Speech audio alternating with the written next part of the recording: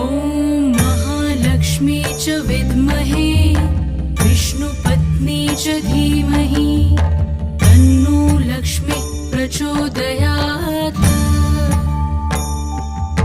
ॐ महालक्ष्मी च विद्महे विष्णुपत्नी च धीमहि तन्नो लक्ष्मी प्रचोदयात्।